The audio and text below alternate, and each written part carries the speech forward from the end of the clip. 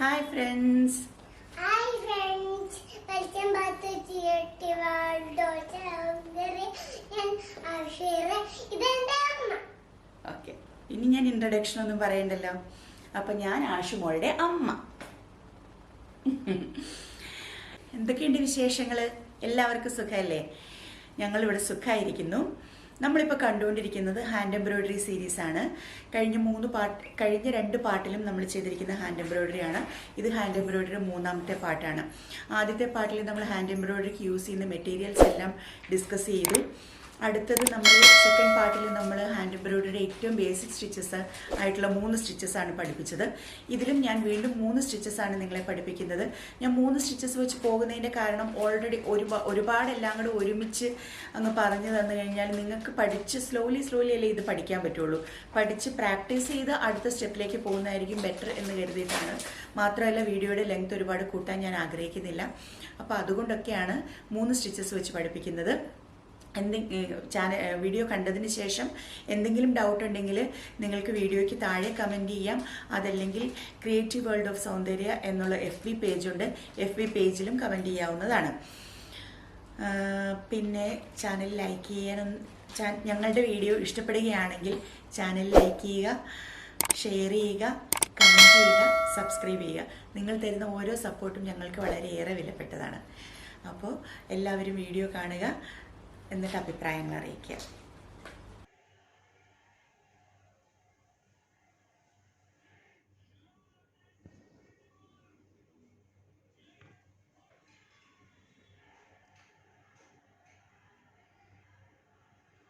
നമ്മൾ ചെയ്യുന്നത് ചെയിൻ സ്റ്റിച്ചാണ് ആദ്യം ചെയ്യുന്നത്.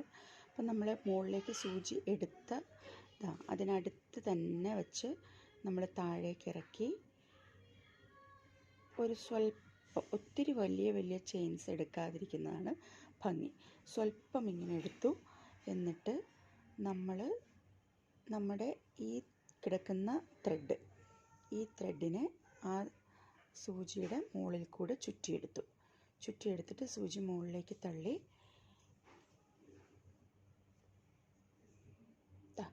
ഇവിടെ ഇപ്പോൾ ഒരു ചെയിൻ റെഡിയായി.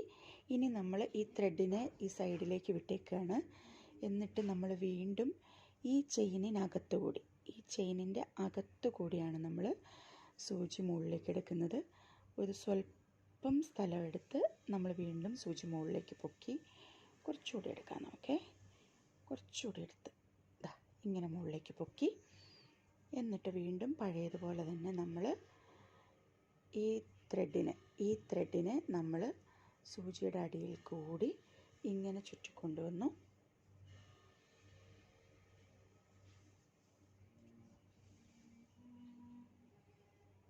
ഇത് ഞാനിപ്പോൾ എടുത്തിരിക്കുന്നത് പേൾ കോട്ടൺ ത്രെഡാണ്.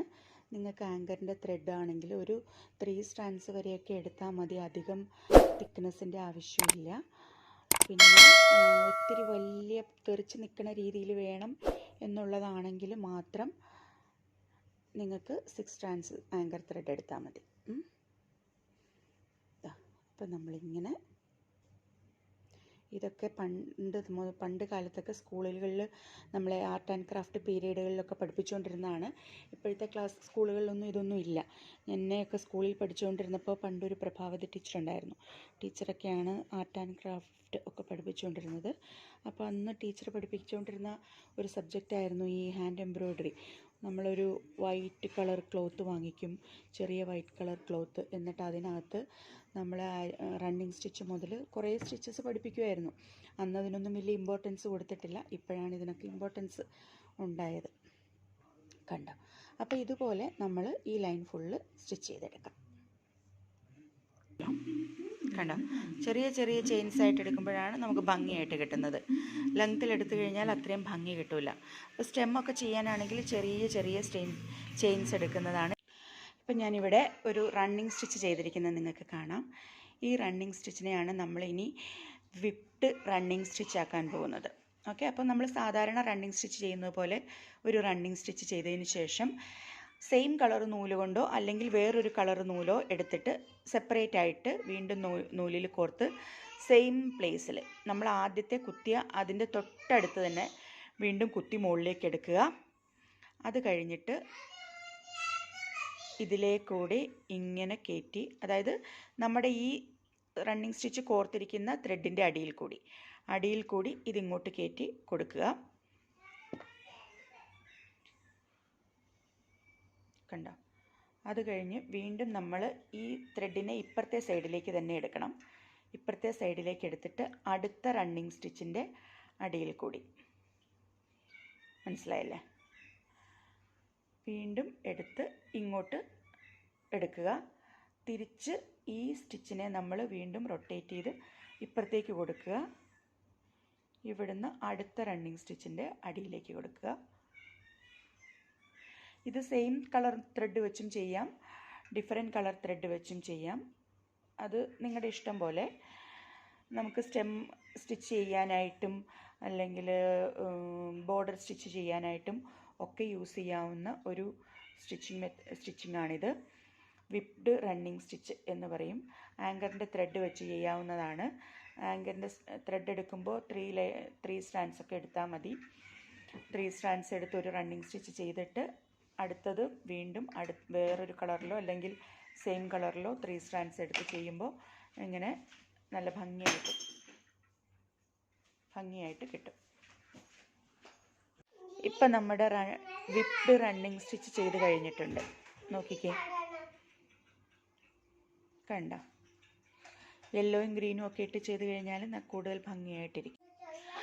അപ്പോൾ നമ്മളിപ്പോൾ വിപ്ഡ് റണ്ണിങ് സ്റ്റിച്ച് കഴിഞ്ഞു. ഇനി നമ്മൾ ചെയ്യാൻ പോകുന്നത് മാജിക്കൽ ചെയിൻ സ്റ്റിച്ചാണ്. മാജിക്കൽ ചെയിൻ സ്റ്റിച്ച് ചെയ്യാനായിട്ട് ഞാൻ 2 സ്ട്രാൻഡ്സ് ഗ്രീൻ കളറും 2 സ്ട്രാൻഡ്സ് യെല്ലോ കളറും കൂടെ ഒരുമിച്ച് ഒരു ത്രെഡിൽ കോർത്തിരിക്കുകയാണ്. കണ്ടോ? 2 സ്ട്രാൻഡ്സ് ഗ്രീനുണ്ട്, 2 സ്ട്രാൻഡ് യെല്ലോ ഉണ്ട്. അതൊരുമിച്ച് ഞാനൊരു നീഡിലിൽ കോർത്തെടുത്തിരിക്കുകയാണ്. ഇനി നമുക്ക് മാജിക്കൽ ചെയിൻ സ്റ്റിച്ച് എങ്ങനെയാണ് ചെയ്യുന്നതെന്ന് നോക്കാം. ഇപ്പം നമ്മളിവിടെ വരച്ചു വച്ചിരിക്കുന്ന ലൈനിൽ കൂടി നമ്മൾ ആദ്യം സൂചി മുകളിലേക്ക് എടുക്കുകയാണ്.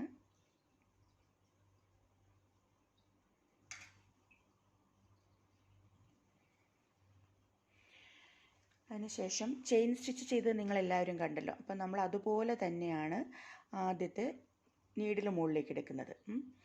ചെറുതായിട്ട് നമ്മൾ ഒരു ചെറിയ ഇതിൽ നീഡിൽ മുകളിലേക്ക് എടുത്തിട്ട് ഈ 2 സ്ട്രാൻഡ്സ് വീതം 2 കളർ ത്രെഡ് നമ്മുടെ കയ്യിലുണ്ട്. അപ്പോൾ നമ്മൾ ഇതിനകത്ത് ഒരു കളറ്, അപ്പം ഞാൻ ആദ്യം ഇതിനകത്തെ ഗ്രീൻ കളർ എടുക്കാം. അപ്പോൾ ഈ ഗ്രീൻ കളർ ഞാൻ എടുത്തു. ഈ ഗ്രീൻ കളറ് ഞാൻ ഈ നീഡിലിന് മുകളിൽ കൂടി എടുത്തു. യെല്ലോ കളറിനെ ഞാൻ ഈ കയ്യിൽ മാറ്റി പിടിച്ചിരിക്കുകയാണ്. ഗ്രീൻ കളറിനെ ഇതിന് മുകളിൽ കൂടി എടുത്ത് ഞാൻ നീഡിൽ മുകളിലേക്ക് എടുത്തു.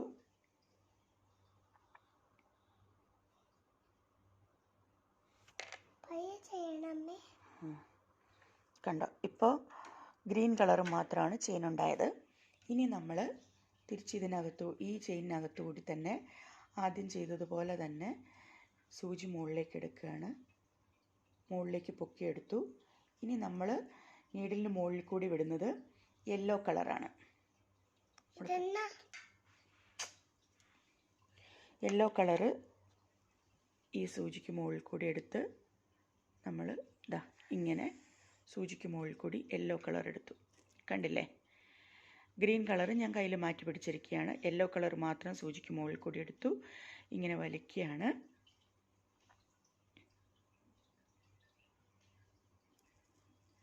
കണ്ടോ? ഇപ്പോൾ ക്ലോസപ്പിൽ നോക്കിക്കേ, ഒരു ചെയിൻ ഗ്രീനും അടുത്ത ചെയിൻ നമുക്ക് യെല്ലോയും കിട്ടി. ഇനി വീണ്ടും നമ്മൾ ആദ്യത്തേതുപോലെ തന്നെ ഗ്രീൻ കളറിൽ ചെയിനിനകത്തൂടെ എടുക്കണം.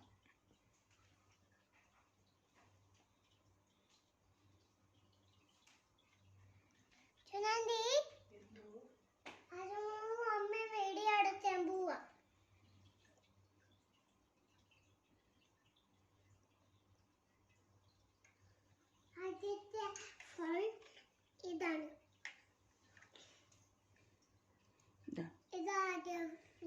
കാണാമല്ലോ അല്ലേ? ഇതെടുത്തു. ഈ ചെയിനകത്തോടെ നീഡിൽ കോർത്ത് മുകളിലേക്ക് എടുത്തിട്ട് നമ്മൾ ഗ്രീനിനെ സെപ്പറേറ്റ് ചെയ്തെടുത്തു. ഈ ഗ്രീനാണ് ഞാൻ നീഡിലിൻ്റെ അടിയിൽ കൂടി എടുക്കുന്നത്. ഗ്രീൻ നീഡിലിൻ്റെ അടിയിൽ കൂടി എടുത്തു. തിരിച്ച് നമ്മൾ സൂചി മുകളിലേക്ക് വലിക്കുകയാണ്. ഇതാ കണ്ടോ, ഇങ്ങനെ നമുക്ക് ഈ ലൈൻ കംപ്ലീറ്റ് ചെയ്യാം. ഇതാ ഇപ്പം ഞാൻ പകുതി ചെയ്തേക്കുന്നതാണ് ഞാൻ കാണിക്കുന്നത്. നല്ല ഭംഗിയില്ലേ? ഇപ്പോൾ 2 കളർ ത്രെഡ് വെച്ചുള്ള നിങ്ങളുടെ എംബ്രോയ്ഡറി ഒക്കെ ചെയ്യുമ്പോൾ അതിന് സ്റ്റെം ചെയ്യാനായിട്ട് ഇങ്ങനെ മാജിക്കൽ ചെയിൻ സ്റ്റിച്ച് ചെയ്താൽ നല്ല ഭംഗിയായിരിക്കും. ഇപ്പം ഞാൻ ദാ ഇവിടെ മാജിക്കൽ ചെയിൻ സ്റ്റിച്ച് ചെയ്ത് തീർത്തിട്ടുണ്ട്. ചെയിൻ തീർന്നു കഴിയുമ്പോൾ ലാസ്റ്റ് പാർട്ടിൽ പിന്നെ നമ്മൾ ആ ചെയിൻ തീർന്ന് തൊട്ട് ചേർന്ന് തന്നെ സൂചി താഴേക്ക് കുത്തിയിറക്കുക.